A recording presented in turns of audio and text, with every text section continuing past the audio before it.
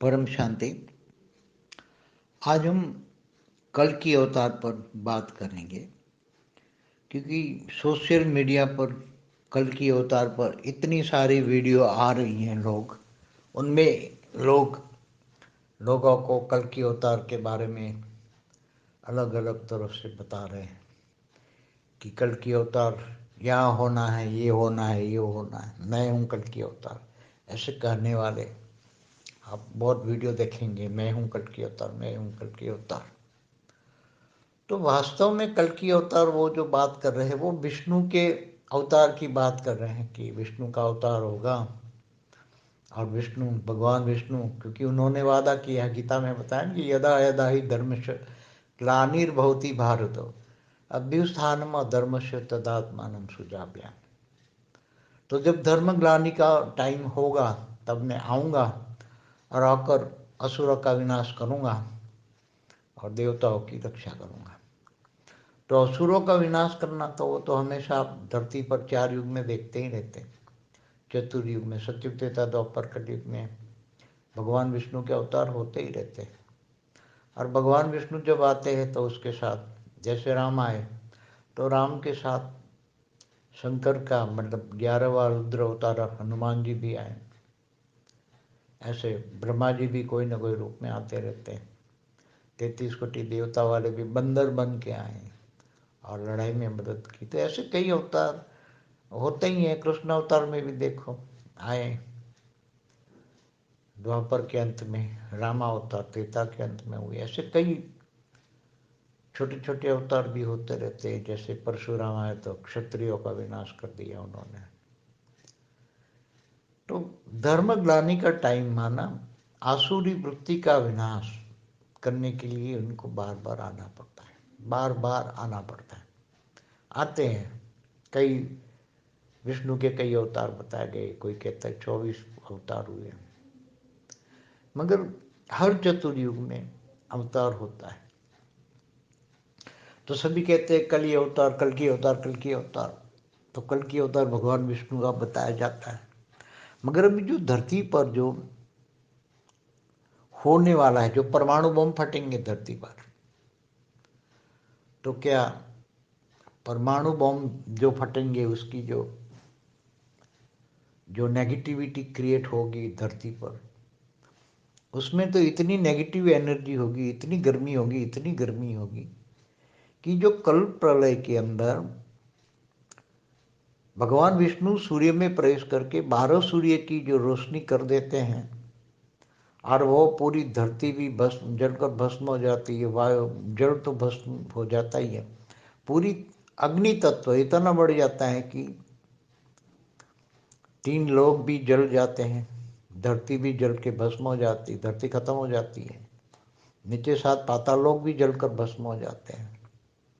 और नीचे जो 55 करोड़ नरक होता है वो भी जलकर भस्म हो जाते हैं कल प्रलय में।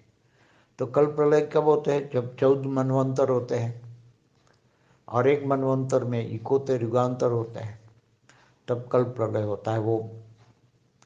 तो ब्रह्मा का एक दिन माना 4 अरब 32 करोड़ साल होता है। तब पूरा स्थूल दुनिया, स्थूल वतन पूरी की पूरी जलाकर भस्म कर देते। सूर्य में 12 सूर्य की रोशनी करके भगवान विष्णु सूर्य में प्रवेश कर गया।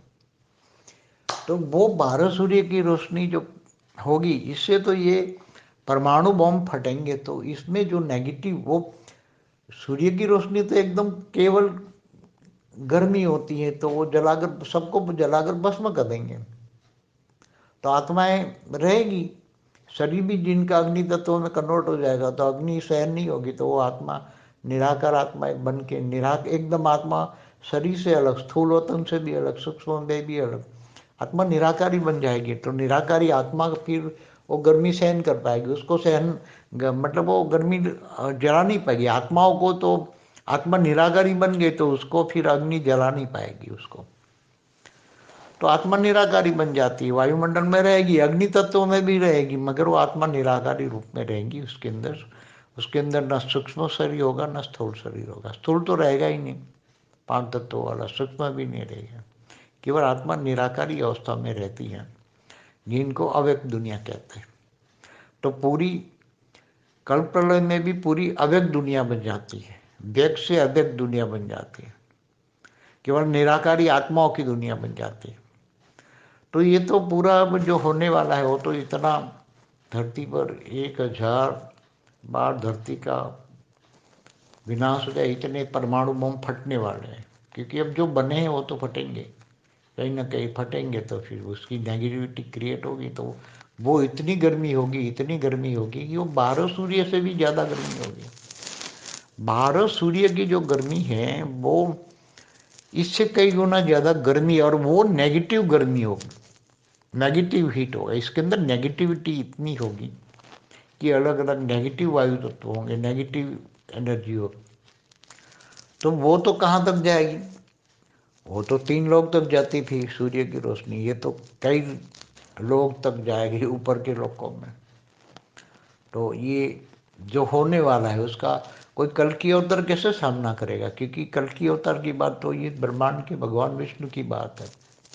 तो भगवान विष्णु अब तो जो धरती पर जो आए हैं वो तो बड़े बड़े असुर आए हैं, दूसरी गैलेक्सियों से आए, यूनिवर्स से आए, ग्रेट यूनिवर्स से आए, ग्रेट ग्रेट यूनिवर्स, बड़े बड़े यूनिवर्स से आए हुए असुर हैं यहाँ। तो उसकी आत्माओं में इतनी हाई कला की पावर है कि यहाँ तो ये ब्रह्मांड ही एक कला का है। पूरा ब्रह्मांड जो एक प्रकाश वर्ष का हम बात करते हैं, सोलर सिस्टम एक ब्रह्मांड, ये महाब्रह्मांड गैलेक्सी में 1,00,000 प्रकाश वर्ष के अंदर जो गैलेक्सी है उसके अंदर ऐसे अनंत अनंत ब्रह्मांड है।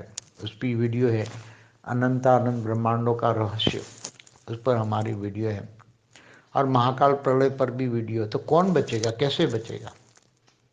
इनका ज्ञान किसी को नहीं है। तो स्थूल दुनिया को बचाने की बात कर रहे हैं, स्थूल दुनिया को, कि स्थूल दुनिया बचेगी, उसमें 33 कोटि देवी देवता स्थूल साकार में बचेंगे, मृत्यु लोक में।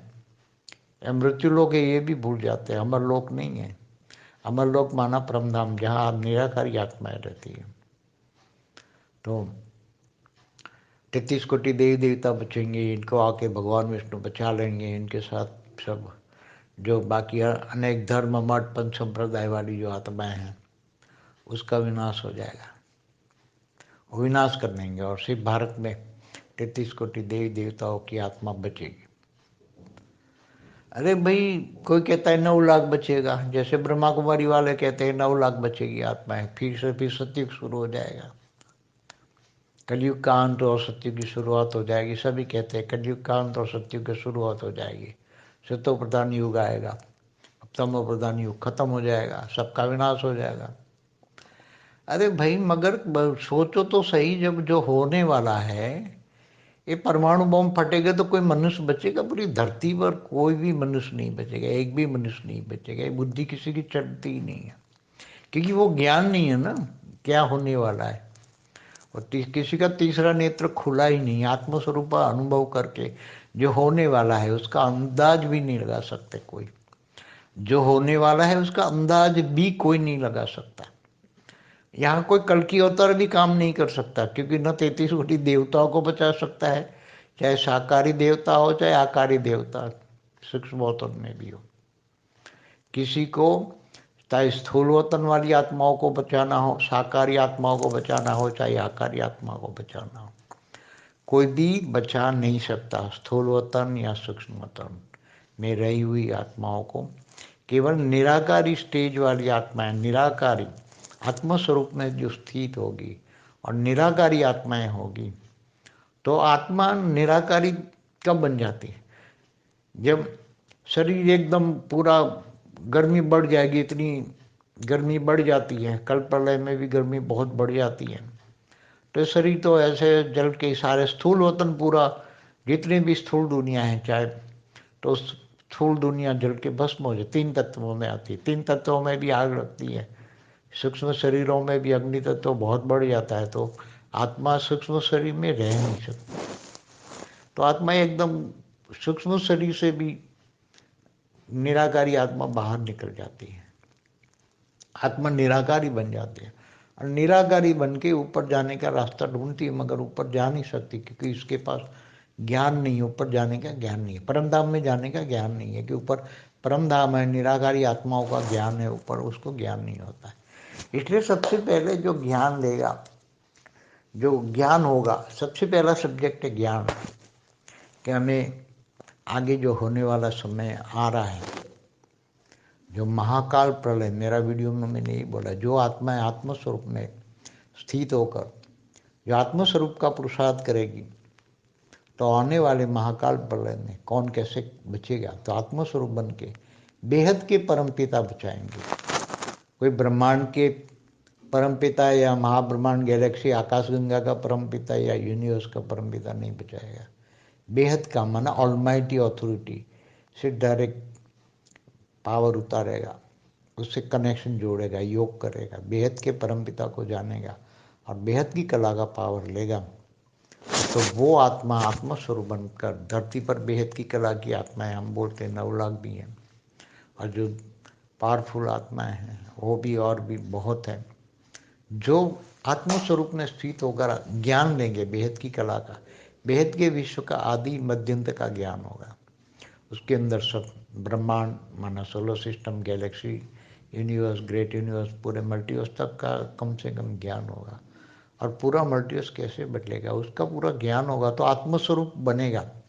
ज्ञान होगा तो ही आत्मस्वरूप बनेगा, नहीं तो फिर अंत में तो आत्मस्वरूप निराकारी स्टेज वाली आत्मा तो ऑटोमेटिक भस्म होके, दुखदायी होके, चिल्ला के भी बनना ही है, उसको बनना ही है। आत्मा को निराकारी रूप तो धारण करके, चाहे वो महाकाल अग्नि में जल के भस्म होके आत्मा निराकारी बनेगी, मगर उसी टाइम पर आत्मा पावर लेगी और पावरफुल बनेगी, तो उसको दूसरी पावरफुल आत्माएं होगी, वो उसको खा नहीं पाएगी। बहुत पावर होगा तो दूसरी आत्माएं निराकारी बन जाएगी। ये स्थूल वतन जो है वो सूक्ष्म वतन भी नहीं रहेगा ऊपर तक, और आत्माएं निराकारी बन जाएगी, क्योंकि स्थूल शरीर तो रहेगा ही नहीं और सूक्ष्म शरीरों में भी रह नहीं पाएगी। इतनी नेगेटिविटी होगी, इतनी गर्मी होगी, इतनी गर्मी बढ़ जाएगी, तो आत्मा निराकार बन जाएगी। मगर जो कमज़ोर आत्माएं हैं, जो एकदम परम तत्वों की आत्मा है, तो वो हायर कलाम की जो आत्माएं आई है, जो 8-10 कला वाली आत्माएं हैं, वो सब छोटी छोटी आत्माएं निराकार बन जाएगी, तो निराकार के अंदर आत्माओं को वो एब्सॉर्ब कर गई, अपने अंदर समा लेगी, खा जाएगी, कहने का मतलब। तो निराकारी आत्माओं को भी वो छोटी 5, 6, 8, 10 कला वाली आत्माओं है उनको खा जाएगी, छोटी आत्माओं को बड़ी आत्मा खा जाएगी। ये होने वाला है। इसलिए जो पावरफुल आत्मा है कि वो जो ज्ञान लेगी, बेहद का परम ज्ञान लेगी और बेहद के परम पिता से कनेक्शन जोड़ के आत्माओं को पावर बहुत उतारेगी, बहुत पावर उतारेगी और अपनी आत्मा की पावर को बढ़ाएगी, और वो बेहद के परमपिता का रूप धारण करेगी, तो उसको कोई भी आत्मा उसको टच नहीं कर पाएगी, चाहे कितने भी कला वाली आत्मा हो, उसको कोई भी कला वाली आत्मा उसको टच नहीं कर पाएगी। वो इतनी पावरफुल आत्मा बन जाएगी कि वो लाइट हाउस बन जाएगा, उसका घर भी लाइट हाउस बन जाएगा। और ऐसी कई आत्माएं, सूक्ष्म जगत की आत्माएं उसके लाइट हाउस गर्म के अंदर आकर सुरक्षित रहेगी। फिर वो धीरे धीरे करके ऊपर में जो विमान बैठे हैं, सबके खड़े हैं अलग अलग, हमारा 3D to 5D का वीडियो उसमें देखना, सब आए हुए हैं ऊपर अपने अपने रचना को लेने के लिए ऊपर। तो वो रचना जो अनेक धर्म मठपंथ संप्रदाय की जो आत्मा है, वो एकदम कमजोर आत्मा है एकदम, और तो थर्बल बार होता ही उसकी आत्मा का अस्तित्व ही नहीं रहेगा। वो तो इतनी कमजोर आत्मा है, वो तो परम तत्वों की भी नहीं, केवल आकाश तत्व की, वो तो आकाश तत्व भी डाइल्यूट हो जाएगा, परम आकाश भी परम लाइट में डाइल्यूट हो जाएगा, परम तत्व वाली आत्माएं भी परम लाइट में डाइल्यूट हो जाएगी, या तो दूसरी आत्माएं हाई लेवल की आत्मा है दूसरी कमजोर आत्मा को खा जाएगी। ये होने वाला है, जिसका किसी को दुनिया में किसी को भी कुछ भी पता ही नहीं है। बस कल की होता, कल की होता, विष्णु आएंगे, भगवान विष्णु आएंगे, भगवान विष्णु आएंगे, अब मैं हूँ कल की, मैं हूँ कहूँगा, अनेक कल की अवतार वाले आएंगे, उसका कुछ नहीं होगा। बोलते 2024 में प्रत्यक्ष हो जाएंगे और ये होगा ये होगा। अब विनाश तो होना है, ये तो बात होना है, मगर कौन कैसे परिवर्तन कैसे क्या होगा उसका ज्ञान किसी के पास नहीं है। आने वाला समय का कितना खतरनाक समय आ रहा है, कितना। यहाँ तो आत्माओं की बात करनी है, आत्माओं को खाने वाले लोग बैठे ऊपर, आत्माओं को खा जाएंगे। जैसे छोटी मछली को बड़ी मछली खा जाती है, ऐसी तरह ये आत्माओं को ही खा जाएंगे। तो आत्माओं को खाने वाले का समय है, आत्माओं को, और ये समय आने वाला है, आत्माओं को ही खा जाएंगे। तो ये समय इतना डेंजर है, किसी को अंदाजा भी नहीं है।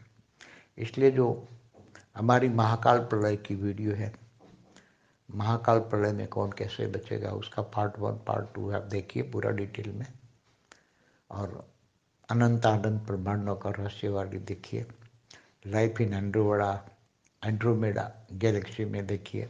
ये सब वैरायटी ज्ञान मिलेगा आपका, बेहद का वैरायटी ज्ञान होगा। पूरा मल्टीवर्स कैसे चेंज होगा उसकी पूरी वीडियो है हमारे पास, भविष्य में कैसे परिवर्तन होगा उसकी पूरी वीडियो डिटेल में पहले भी कई साल पहले हमने बना के रखी हुई है। अनेक धर्म मठ पंच संप्रदाय कैसे खत्म हो जाएगी, उसकी आत्मा ही खत्म हो जाएगी।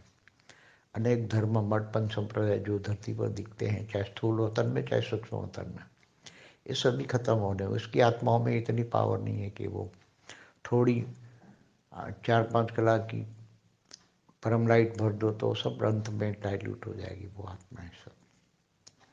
ये सब होने वाला है। सोचिए क्या होने वाला है, कोई सोच भी नहीं सकता।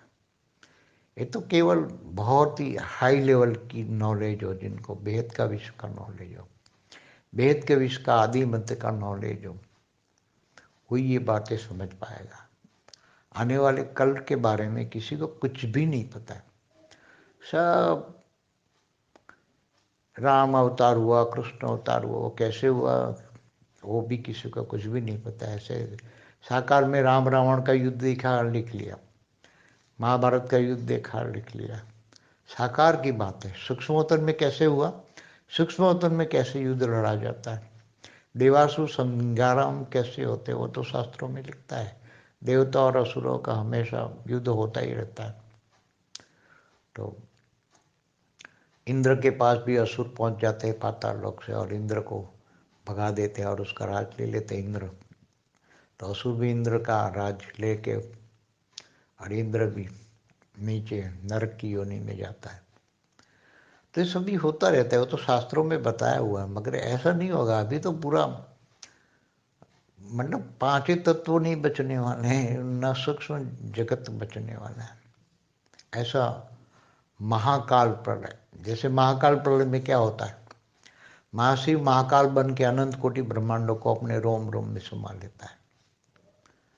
तो ये इससे भी भयंकर डेंजर होने वाला है, पूरा मल्टीवर्स का परिवर्तन होने वाला है। तो पूरी ज्ञान सागर में डूबिए, विचार सागर मंथन किए, ज्ञान होगा, बेहद का ज्ञान होगा, बेहद के विश्व का आदि मध्य का ज्ञान होगा, तो सारा ज्ञान समझ में आ जाएगा। नॉलेज होना चाहिए, नॉलेज का जमाना है।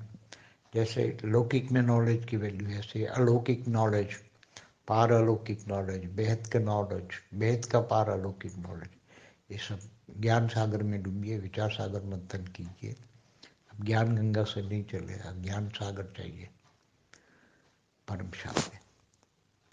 अभी भी लोगों को ये पता ही नहीं है कि कौन सा प्रलय होने वाला है, अर्ध प्रलय, प्रलय, कल प्रलय, महाकल प्रलय, महाकाल प्रलय, कौन सा प्रलय होने वाला है ये किसी को पता ही नहीं है। इसलिए सभी जब तक ये कल प्रलय या महाकल प्रलय या महाकाल प्रलय का नॉलेज ना हो, तब तक ये सोचना, ये अनुभव करना महाकाल अग्नि का, क्योंकि महाकाल अग्नि कैसे महाकाल प्रलय करती हैं उसका कोई अंदाजा नहीं लगा सकता। ये सब ज्ञान जरूरी है। अर्ध प्रलय, प्रलय, कल प्रलय, महाकाल प्रलय, महाकल, ये सब भी बहुत जरूरी है। इसलिए ज्ञान, सबसे पहला ज्ञान लेना चाहिए। बेहद की परम शांति सोचो, बोलो परम शांति। Join us daily for live meditation, 10 p.m. to 11 p.m. on YouTube Live. Subscribe now. Website www.paramshanti.org. Email us anand@paramshanti.org. Like, share, subscribe. Join today.